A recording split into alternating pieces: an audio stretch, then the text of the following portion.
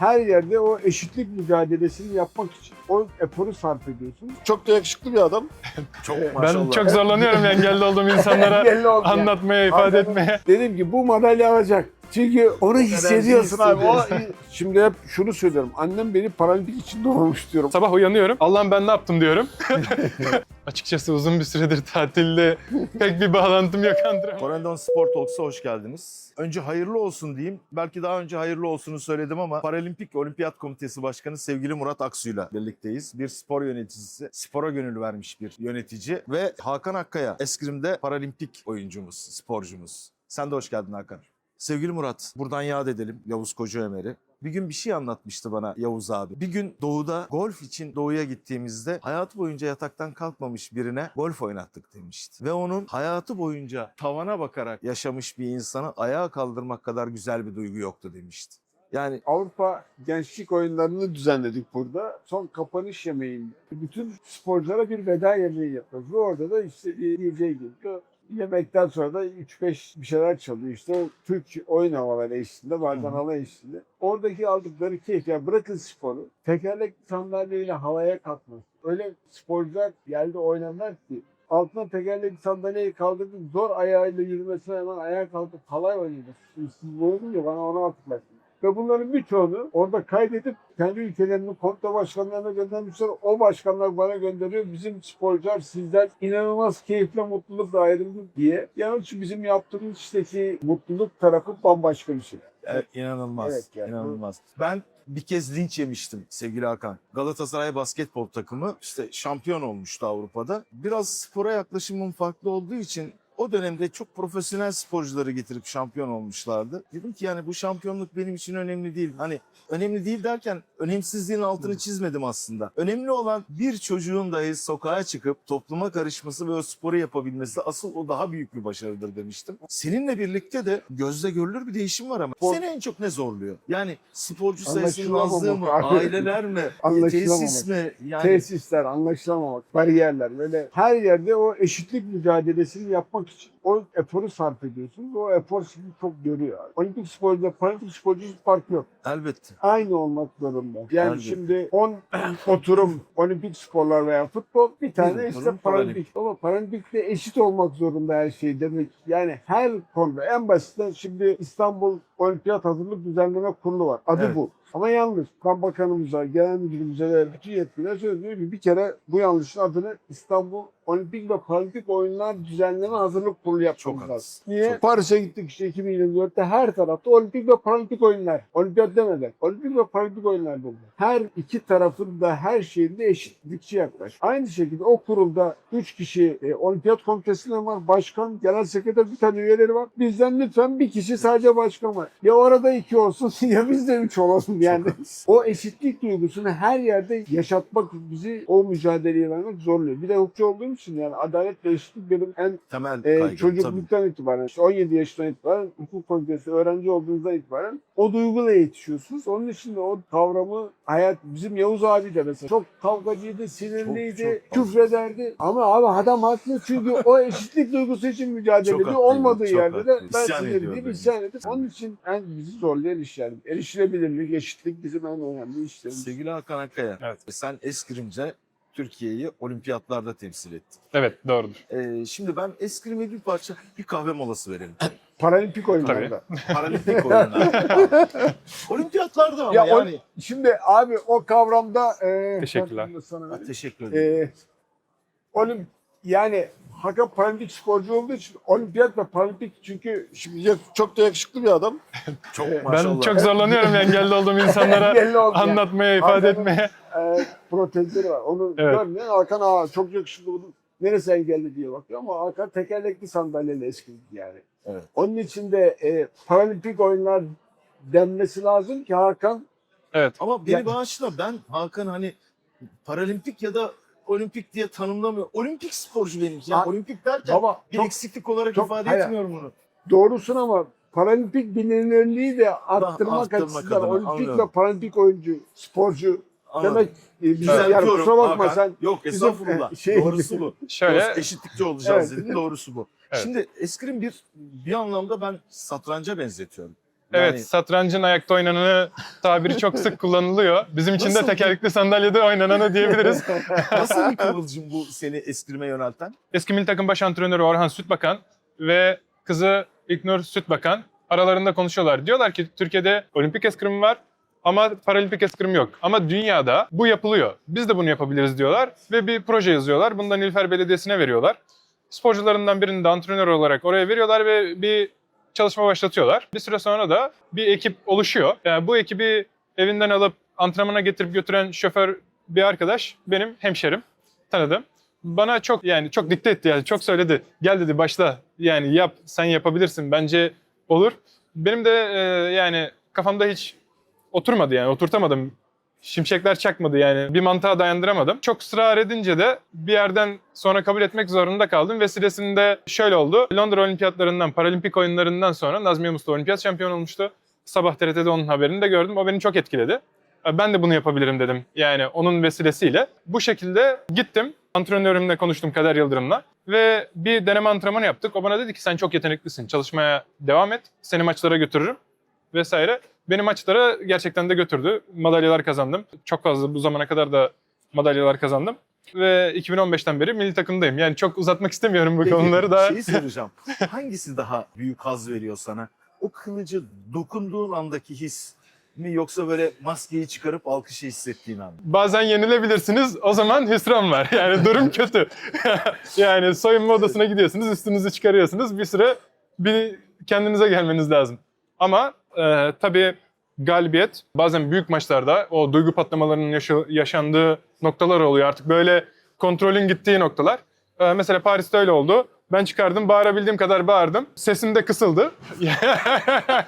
Öyle de oldu. Hakan Türkiye eskrim tarihinin altın harflerle adını yazdırdı. Olimpik ve paralimpik oyunlarda ilk madalya alan sporcumuz. Evet. Ve o sporcu kendini şeyde belli ediyor. Yarıştan evvel Hakan'a yanına gittik adam güzel bir fotoğrafımız Evet. da var. Başkanla beraber Evet. bizim Murat Atılı'yla. Sarılıp gömüştük. Başarılı dedik. Dedim ki bu madalya alacak. Çünkü o Hissediyorsun. onu O hissediyorsun abi. hissediyorsun. Yani o kadar dolmuş ki başkan siz merak etmeyin dedi. Ben buradan madalyasız çıkmayacağım dedi. Yani onu size hissettiriyor, onu size dokunduruyor, veriyor. O bizim için önemliydi. Peki madalya almak mı? Ya da ya arkamdan gelenlere bir yol açtım. Duygusunu çok daha güzel. Aslında ikisi de güzel. İkisi de. İkisine de %50 veririm. Yani madalya kazanmak bireysel anlamda beni etkileyen bir şey. Arkadan gelenleri tabii bir tık öteye koyabiliriz. Çünkü ben bireysel bir kişiyim. Arkadan gelenler 10 kişi, 100 kişi, 1000 kişi. Onu bir adım daha öne alabiliriz. Ama şimdi profesyonel spor ve hayalleriniz oluyor, hedefleriniz oluyor. Yapmak istiyorsunuz. Bir tarafı var. Belli bir yaşa kadar tabii o da. Ama bir yerden sonra geriden gelenler görmek istiyorsunuz. Sizin açtığınız yolda yeni çocukların gelmesi, başarılı olması. Yani biraz yaş ve zamanla da herhalde alakalı. Çünkü bir yere kadar, çünkü spor bir yerden sonra bitiyor. Başka şeyler başlıyor. Antrenör olabilirsin, yönetici olabilirsin. Farklı kapılar açılabilir ama bu gerçekten önemli. Bu konuda bence bencil olmamak lazım.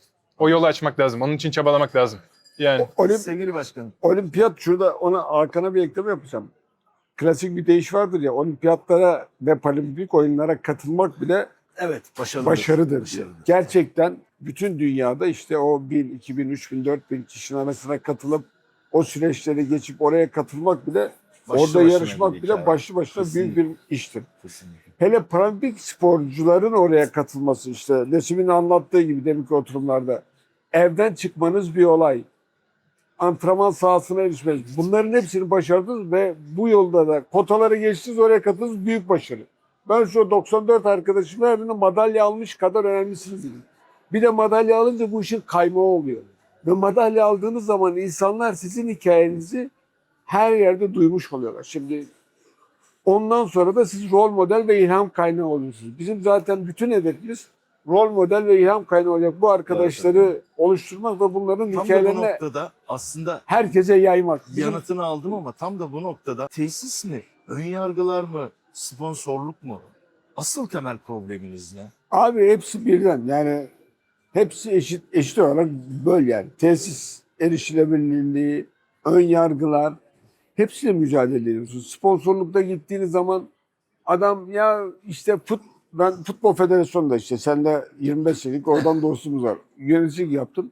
Futbolda sponsor ol diye kapında size yalvaran adamlar ya para diyor sponsor ol dedi yapıyor. Şimdi ya kardeşim bu işin bir sosyal sorumluluk projesi tarafı var. Yani siz buraya olmanız daha çok gerekirken niye bu ön yargılarda davranıyorsunuz işte? Bunların hepsiyle aynı derece mücadele ediyorsun. Ve bu mücadele ederken işte Yavuz abi rahmetli çok hatırlıyorum. Bir yerde hep kızıyorsunuz ve şey yapıyorsunuz. Ya ama yeter artık ya diyorsun. Yani onun için hepsi zor abi. Bir şey söyleyeyim. Ama zor da olsa bu arkadaşlara hizmet etmek, bunların yanında nefer olmak çok keyifli abi. Ya Çünkü bana- günün sonundaki alınan o başarı inanılmaz bir şey ya. Yani oradaki o başarının ölçüsü yok abi. Bana eğer sorsalar dünyanın en kutsal mesleği hangisidir diye doktorluk derim her zaman için. Tabii. Dünyanın en kutsal başkanlığı nedir diye sorsalar da paralimpik derim. Kesin abi. Bak %100 şu an kararım ben paralimpik. Paralimpik Komitesi, şimdi hep şunu söylüyorum. Annem beni paralimpik için doğurmuş diyorum. O kadar mutluyum, o kadar keyifliyim ki abi. Hangi görev istese yani şu an işte Beşiktaş'ta da federasyona yöneticilik yaptım. Herkes dedim, aklınıza dahi getirmeyin. Paralimpik Komite'de arkadaşlarımla o kadar mutluyum ki ve o kadar güzel bir şey, amaç için hizmet ediyoruz ki. Harika bir şey. Başka bir şey diyorum bakmak bile istemiyorum abi. O kadar. Aynen. Çünkü kutsal bir iş abi yaptığımız Kutsal bir iş. iş gerçekten. İkinize birden sormak istiyorum. Şimdi önce başkandan başlayayım. Biraz torpil yapayım. Hatta. Tabii ki. Başkandan başlayayım. Şimdi bir sporcunuz olimpiyatta Hakan podyuma çıktı. Eline kılıcı aldı, maskeyi taktı. Şimdi o yapayalnız orada tek başına. O ayrı bir heyecan yaşıyor. Nasıl bir heyecan yaşadığını sana soracağım. Ama senden önce sen nasıl bir heyecan yaşıyorsun sevgili başkanım? Abi Paris'te hemen hemen her müsabakaya gittim diyebilirim. Yani sabah 8'de mesaiye başlar gibi başlıyordum. Oradan ona bazen yetişemediklerim oluyordu. Aynı anda 2-3 tane olduğu zaman her biri için gidiyordum. Ve her biri için kendi ritüellerim var. Çok özel, önemli maçlarda mutlaka annemi arıyorum. Anne dua et. Anne dua et bak. Bizim şu anda Hakan maçı var. Hakan mücadelesi başlıyor. Anne dua et. Tamam oğlum merak etme. Ve daha enteresanı söyleyeyim ben. Yani şimdi herkese komik gelebilir de canlı şahidi var bizim genel sekreterimiz Serkan. Paris'e gitmeden 3 gün evvel Ankara'daydık. Bakanlıkta bir görüşmeye gittik. Çıktım. Annemin gittiğini elini öptü. Anne biz Paris'e gidiyoruz. Bize dua et. Merak etme oğlum dedi. İnşallah en az altın madalya alacaksınız dedi.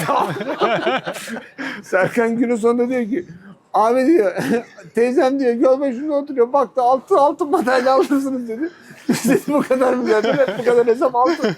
Ve her ciddi büyük şeyden evvel anne dua et ve ben o arkadaşlarım çıktığında da sürekli yani Hakan mücadelesinde veya işte yüzücümüzde veya koşu aynı şeyi hissediyorsun. hissi ve heyecan Yaşıyorsun. yaşayıp o duayı şey yapıyorum sonuna kadar. Yani böyle nelerden fedakarlık ettiğimi anlatacak 10 tane hikaye vardır. Hatta derim ki ya biz futbolda ne rahattı. Turnuvaya gidiyorsun 5 günde bir maç oluyor. Geziyorsun oluyor. Burada kardeşim bir günde 10 müsabaka 10 tane yarışma. Evet. Oradan oraya yetişmek için güya 2 hafta Paris'te kaldık. Bir akşam yemeği yiyemedim mesela. Öyle bir şey. Ya ben 2012 Olimpiyat oyunlarında Londra'da Sharapova ile Serena Williams'ın finali var. Nasıl panik içinde Wimbledon'a gidiyorum. Biliyorsunuz Olympic Line de var. Olympic Line'dan otobüse gidiyorum. Ben kan revan içinde Wimbledon'da merkez korta geldim. Baktım ki madalya töreni yapıldı. Hakan sen ne hissediyorsun? O maskeyi takıp kılıçla podyuma çıktığın anda. Orada bütün o sürecin en sonu oluyor. Yani en büyük her müsabaka ayrı ayrı değerlendirilir ama orada son viraj diyorsun. Ben bu kadar çalıştım, yaptım. Her şey film şeridi gibi geçiyor zaten gözünüzün önünden. Ama diyorsun yapmalıyım. Sınırlarımı zorlamalıyım. Limitlerimin sonuna çıkmalıyım. Ve şimdi ikinci olimpiyatım benim de. Tecrübe belli bir noktaya geliyor. Ve içeride dışarıdan göründüğü gibi bazen antrenörün bile hissedemediği şeyleri hissediyorsunuz. Yani bazen bir tuşu yaptığınızda onun olacağını veya almayacağını biliyorsunuz. Aksiyonları ince şeyler, anlaşılamayacak şeyler. Ve ben onu hissettim zaten. Ben dedim bu maçı kazanacağım dedim zaten. Ben hatta biraz sonrasını anlatmak istiyorum. Şimdi olimpiyat köyünden zar zor çıktık. Eve gittik, karşılama törenleri, o kadar şeyler falan. Ben ilk 2-3 hafta şöyle sabah uyanıyorum. Allah'ım ben ne yaptım diyorum. İkinci gün uyanıyorum. Allah'ım ben ne yaptım diye düşünüyorum yani. Bakıyorum Madalyayla böyle. yapmadın değil mi? Madalyayla yatmadım ama böyle Başınıza koymuş. 2-3 hafta onu bir atamadım üstümden. Onu bir kendime gelmem 2-3 haftayı bir buldu yani. Sevgili başkan, Evet abi. hakikaten bunu iltifat olsun diye söylemiyorum ama Estağfurullah. çok belirgin bir farklılık yaşamaya başladık Paralimpik'te. Şimdi biraz çılgınlığını da tahmin edebildiğim için 2028 Olimpiyat oyunları için bir çılgın proje var mı? Nasıl Ya abi gelecek çılgın bekliyor bizi proje orada? yani bütün arkadaşlarımızla o şeye hazırlanıyoruz yani o motivasyon. Ben arkadaşlara başkanlık değil abilik, arkadaşlık, Tahmin yoldaşlık ediyorum, tahmin yapıyorum yani. ediyorum. Siz bir hedefe varmak için ilk önce hayal edip o hedefi kafanızda işaretlersiniz. Tam da bu Öyle noktada böyle bir şey sorayım. Biz onu hayal ettik zaten. Biz Türkiye'yi dünyada ilk onun içinde olan bir paralimpik ülkesi yapmak istiyoruz abi. İşte o sorunun hayal ve yanıtını aldım şimdi. o Evet. hayal ve hedef içinde koşuyoruz. İlk abi. 10 diyorsun. İlk 10 abi. Yani Türkiye'ye yakışan çünkü Türkiye D20'deki 20 gelişmiş ülkeden biri. Nüfusuyla, ekonomisiyle ve genç nüfustaki sakatlık oranıyla baktığın zaman bu verilerle biz ilk 10'a girmek zorundayız abi. Bu verileri alt alta koydum ama onun için de çalışmamız lazım. O çalışmayı da yapıyoruz inşallah. Allah bize bunu gösterecek ve bir hedefim ilk 10'a sokmak, bir hedefim de 2036 inşallah İstanbul'da düzenlemesi için elimizden gelen gayreti gösteriyoruz. Tabii bu sadece Paralimpik Komitenin değil yani. Ülkenin ve bütün Olimpiyat Komitesi'nin, belediyenin, valiliğin, bakanlığın, Cumhurbaşkanlığının hepsinin ortak şeyi. Biz de bu hayalde elimizden ne gelirse burada yardımcı oluyoruz ama Türkiye bunu mutlaka bir gün başarmalı. Ona inanıyorum işte. İkisi Ben için şuna çalışıyorum. inanırım her zaman. Sporcular çok özel insanlar. Kesin. Yani hani hep karnede, ilkokulda falan karneyi verirlerdi bize. Bir pekiği vardır, bir de yıldızlı pekiği vardır. Evet. Şimdi evet sporcularımız, olimpik sporcularımız pek iyiler. Mucize yaratıyorlar sahalarda. Ama sizler yıldızlı pekisiniz. Çünkü Tamam. siz onların karşılaşmadığı engelleri de yenerek geliyorsunuz Tabii. gerçekten. Ve onun için de hani o evlerinde ailelerin ki bunu söylememde bir sakınca yok. Belki de utançlarından, kaygılarından, koruma kaygılarından sokağa çıkaramadıkları çocuklara bir model oluyorsunuz Tamam. Hakan. Bu çok önemli. Olağanüstü bir model Evet. oluyorsunuz. Ve bunun öncülüğünü yapıyorsunuz. Evet, Gerçekten Yani benim bütün arkadaşlarım o ruhtalar. Abi ben Umut işte altın madalya aldı. İlk sordukları soru benim tek hedefim evindeki her son ferde evinden dışarı çıkarana kadar mücadele etmek, topluma rol model olmak. olağanüstü. Yani hepsi bütün arkadaşlarımızın bu zihniyetler. Bu bizim için en büyük başarı zaten abi. Evet. Şimdi son bölüme gelerek ifade edeyim. Biz programı bir uçak yolculuğuna benzetiyoruz. Bunu aslında ikinize birden sormak istiyorum. Böyle bir yükseliş anı vardır, bir türbülans anı vardır uçağın. Bir senin kariyerinde, spor kariyerinde o yükseliş anı ben galiba başarıyorum bazı şeyleri dediğin an hangisiydi? 2 tane nokta sayabilirim. Birincisi ben ilk Hollanda'da Breda'da özel bir müsabakaya gittim. Rekabeti düşük bir müsabaka. Tabii bir Dünya Kupası, Dünya Şampiyonası, Avrupa Şampiyonası, Olimpiyat değil. Ama benim hayatımdaki ilk müsabaka. Ben o özel müsabakayı kazanınca öyle bir mutlu oldum ki otele gittim, duş aldım. Böyle yatağa bir uzandım. İlk defa ben hayatımda kendimi başarmış hissettim hayatımda. Yani benim ilk kırılma noktam o. İkincisi de tabii Paris. Yani sporu real anlamda farklı bir seviyeye taşıdığım, performans anlamında farklı bir düzeye taşıdığım eşik Paris. Sevgili Murat, sana değiştirerek sorayım bunu. Futbol gibi popüler bir alanda kendini geliştirebilirdin, yöneticiliğe devam edebilirdin, yolun açık olabilirdi, çok popüler olabilirdin. Bir anda hayır, paralimpik. Beşiktaş'ta başkan adayıydı Evet. biliyorsun. Seçimleri kaybettikten sonra bir küskünlüğüm olmuştu. Sonra artık ben futbol işinde bir Noktayı daha aday koyacağım. olmayacağım, noktayı koyacağım. Onun üzerine Yavuz abiyle de Beşiktaş'ta ikinci başkan olduğum dönem tekerlekli sandalye basketbolla da Evet. ilgileniyordum Evet. ben. İlk tekerlekli sandalye basketbol şubesi olan Serdar Başkan, ilk bunu başlatan, paralimpik branş Serdar başlatan Bilgili. Serdar Bilgili başkandır sağ olsun. Ve ben yöneticiyken de onunla çok ilgilenmiştim. Süleyman Eren kardeşimle beraber. Ben buna, Yavuz abiyle de çok güzel bir dostluğumuz vardı o işte. Sen dedi paralimpiya alacağım. Ben dedim ki abi ben ne oluyor? Spor yöneticiliğinden artık sıtkım sıyrıldı. Midem kaldırmıyor dedim. Ben artık verilen sözlerin yapılmaması, onlar bunlar. Yani ben bu şeyde olmayacağım dedim. Ya ben kendimi oğlum dedim, paralimpik başka bir şey dedi. Seni ben komiteye alacağım. Buradaki dedi sosyal sorumluluk sporun ötesi dedi. Tam adı sporun ötesi ama Doğru. sporun daha ötesinde bir şey.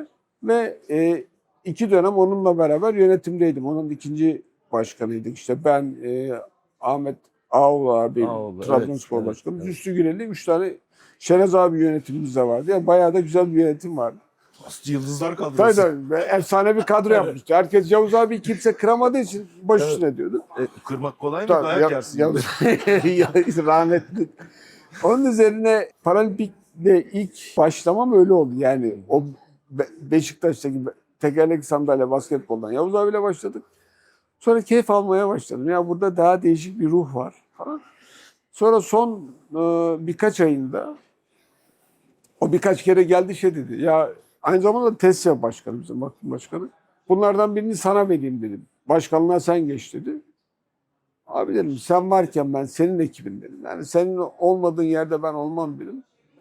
Birkaç kere daha tekrar etti. Abi ben sensiz yokum deyince kapattık. Sonra hastalığın son 2. ayında, son 2 ay kalmıştı. Bir akşam ben hanımım, o hanımı yemek yedik. Dedi ki sana vasiyetimdir. Paralimpiyi başkasına bırakma. Benden sonra Paralimpiye başkan sen ol.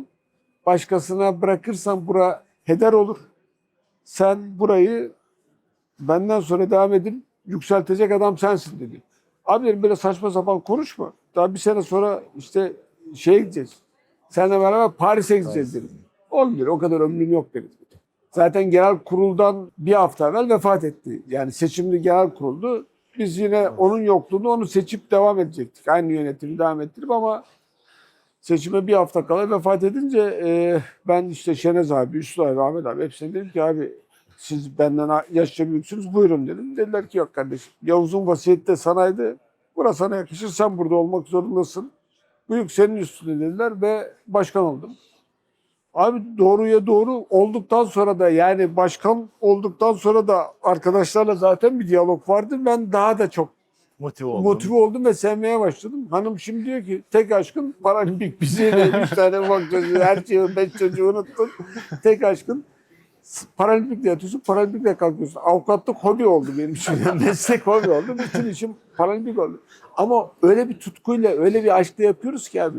Öyle bir keyif. Yavuz Çünkü abiye buradan sesleneyim evet, ben. Yavuz abi. Allah gani gani. Gerçekten son operasyonun çok başarılı olmuş. Yani Allah rahmetliye rahmet eylesin. bize verdiği değere layık olmaya çalışıyoruz abi. İnşallah da daha güzel işler yapmaya vesile oluruz diye dua ediyoruz abi. Şimdi bir uçuş kartı sorun var. Corendon, Bodrum, Antalya, İzmir, Kanarya Adaları, Kos, Rodos, Midilli, Şarm El Şeyh gibi pek çok tatil destinasyonuna uçuyor. Yerli ya da yabancı olabilir. Önce Hakan'dan başlayayım. Senin tatil destinasyonun var mı? Nerede stres atarsın? Nereye gidersin tatile? Açıkçası uzun bir süredir tatilde pek bir bağlantım yok antrenman yapmaktan. Genelde benim tatile dair anılarım şöyle oluyor. Ben çok fazla seyahat ediyorum kamplardan dolayı ve müsabakalardan dolayı. Kalan zamanı hep ailemle geçirmek istiyorum. Ama suya dair, denize dair bazen istisnai şeyler. Müsabakalardan kalan zamanlar, boş zamanlar olursa belki çok istisnai olabilir. Ama Türkiye'yi seviyorum, Antalya'yı seviyorum. Antalya'yı. Evet, Antalya'yı seviyorum. Eşim ve çocuklarımla deniz olan herhangi bir yerde, denizi güzel olan Bodrum olmak üzere ve işte Şarm El Şeyh'te dalarız. Değil mi? Kanarya Adaları'na hiç gitmedim. Belki Corendon bizi oraya götürür. İnşallah, tabii ki. İnşallah Corendon'la gidelim. Olimpiyat madalyasını getir. İnşallah. Corendon'la seni Kanarya Adaları'na uçuralım. Tamam. Tamam, olur. Tamam. Anlaştık. Anlaştık. Eyvallah.